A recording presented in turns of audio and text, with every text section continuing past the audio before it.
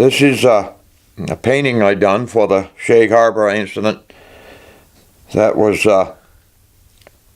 one of the original eyewitnesses came here, and he wanted me to do a sketch for their museum or for a crest that they will be having on their 50th anniversary coming up in 2017.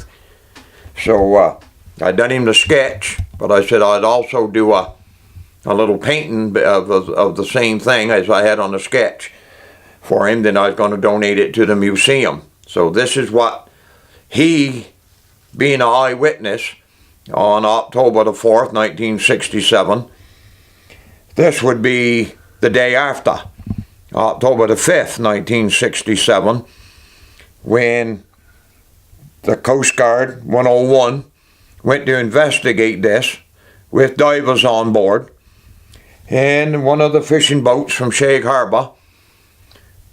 And back then in '67, most of the fishing and lobster boats in this area, that's what they was, basically a fishing or lobster boat. No technology aboard at all. Some at that time might have had a CB set aboard and a compass. That was about it. So there wasn't much aboard these boats. They was fishing boats. But the 101 was a little more advanced because of the job she had to do. She had some technology on her.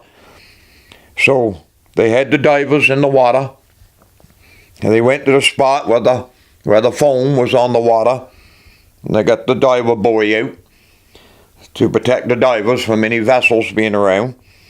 And the eyewitness said off in the distance between Outer Island, which is showed in this picture, that's just the point of Outer Island, and Seal Island, was the American warship.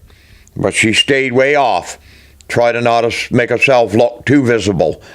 But I brought her in closer with just some idea about, at that time, you got to realize 1967, the Cold War was still on.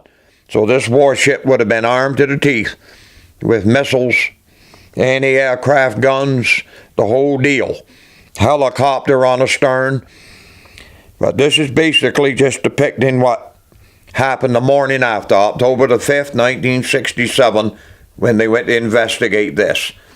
I'm going to do another painting of what the eyewitness see October the 4th of 67 on a bigger piece of canvas or whatever, what he see in the sky that night before it went into the water. So I'm going to do that and donate it to the museum. And all this stuff will be in the museum for people that's coming this way and are interested in stopping to the Shag Harbour Incident Museum. These paintings and sketches from different artists will be there. And without a doubt, Mr. Laurie Wiggins, one of the eyewitnesses, will be there to answer your questions. So, and they want to make a crest to go on shirts, hats, coffee mugs, sweaters.